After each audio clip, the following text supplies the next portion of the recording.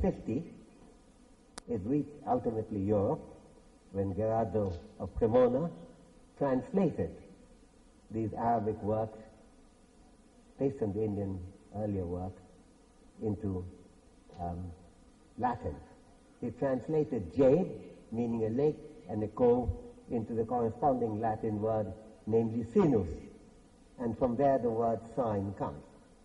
So you see in the history, in that one word, there is a capture of this totally intellectual international exchange of ideas between three different civilizations, namely the Indian, the Arabic, and the European. It is this general intellectual animation, including animation in analytical and scientific questions, that we have to appreciate in interpreting what was going on in old Nalanda. I take the liberty of mentioning here that it is not, of course, unique to Nalanda that as a religious foundation it nevertheless pursued general intellectual and scientific studies, the products of which were of great interest also to people who were not religious or did not share the religion of the foundations involved. For example, Isaac Newton was religious, indeed very mystically oriented, and while he revolutionized the nature of physics, mathematics, and optics, he had no problem with his, and as it happened, mine and Venki Ramakrishnan's college, namely Trinity's deed and religiosity. He never questioned that, and did not raise the kind of scrutinizing, irreverent questions about compatibility that some later Trinity men, like Henry Sidgwick, would raise with powerful arguments. Newton didn't raise one of them. The mixture of religion and science was by no means unique to Nalanda. And to illustrate with another example, it was the Christian University of Padua, one of the earliest extant universities in the world, the second oldest in Italy, that produced Galileo Galilei. I was incidentally quite amused, when receiving an honorary doctorate from Padua, I heard Paul Ricoeur, another recipient, chastising the University of Padua for not standing up sufficiently for Galileo. Ricoeur's arguments were impeccable, though it seemed to me a little unfair to blame the current rector of Padua for Padua's lack of support for Galileo.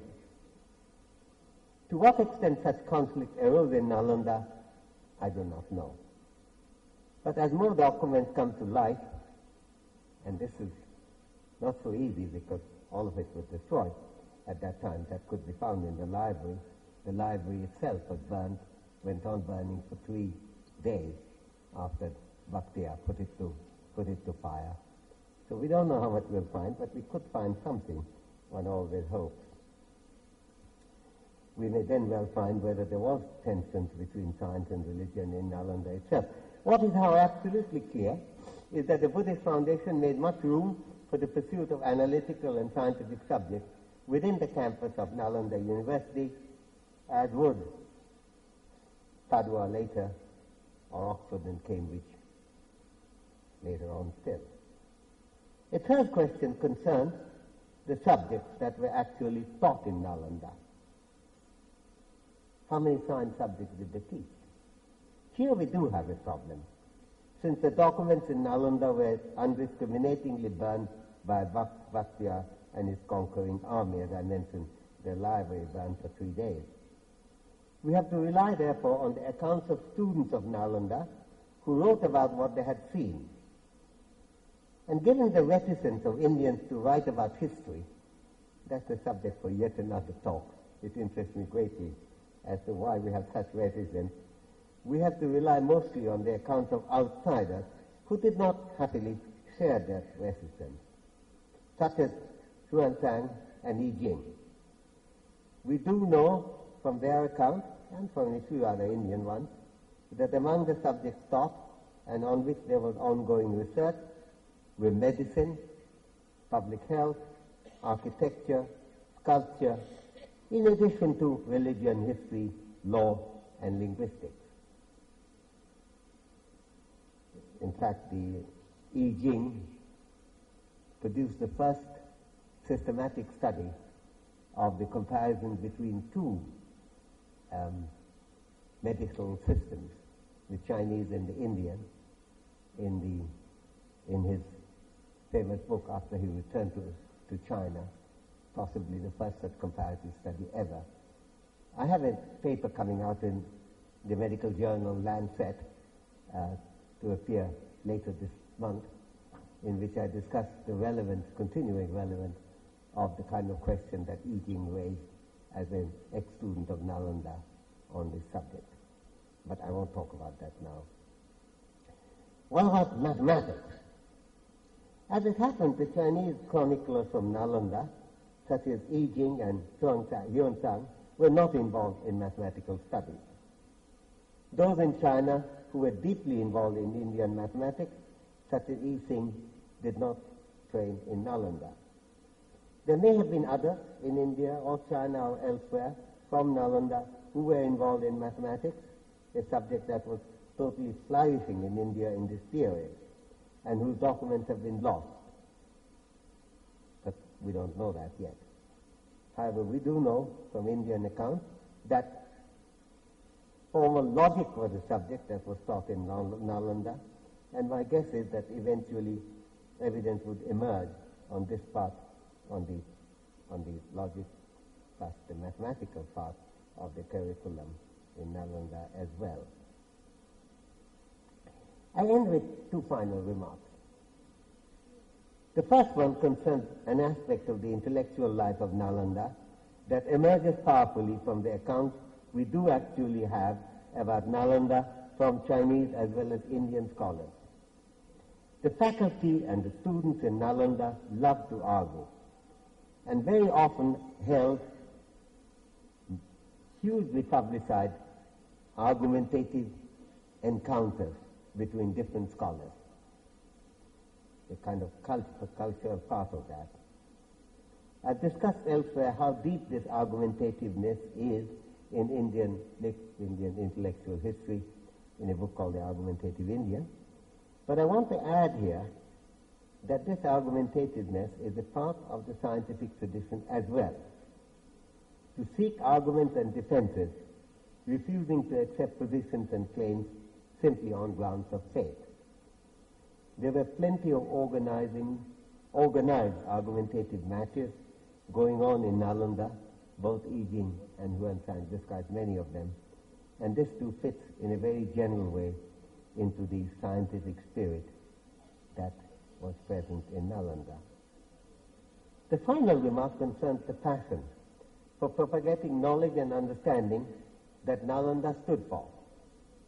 This was one reason for its keenness to accept students from abroad. Yuan-Tsang, as well as I Ching, mentions the warm welcome, indeed extremely warm welcome they received as they arrived in Nalanda from China, one by the land route on the north and the other by the sea route via Sumatra, where I Ching spent a year learning his Sanskrit. Sumatra then was what was called the Srivijaya Center. That was one of the big centers of Sanskrit learning, and I was pleased that along with Nalanda University's partnership with Peking, Tokyo, and University of Chulalongkorn in Bangkok, the Singapore University has already established what is called a Nalanda Srivijaya Center, which studies this connection as well as generally the expansion of the educational impact of which Nalanda was a part. Indeed,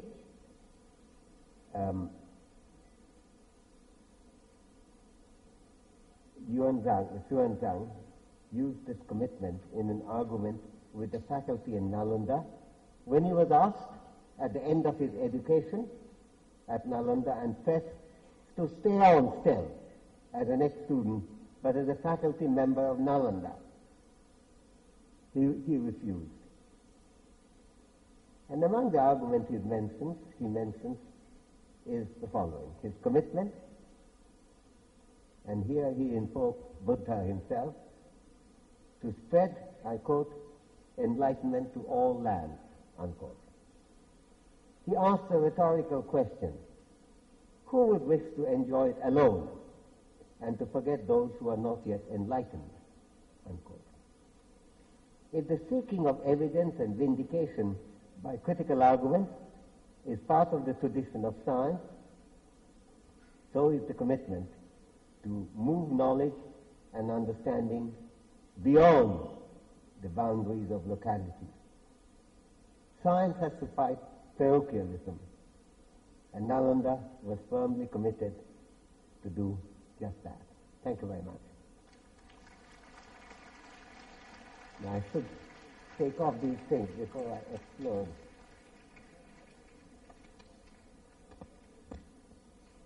Can you take this out first?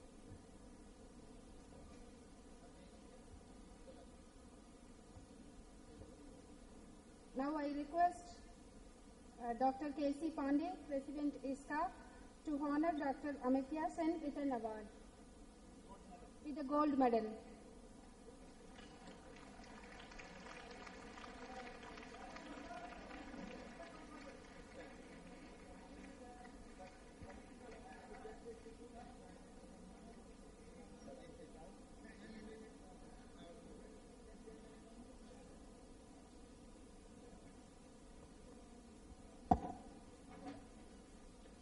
Friends, before I garland Professor Amartya Sen with the President Gold Medal, which we could not do yesterday, I would like to tell you, say, just in 2 minutes,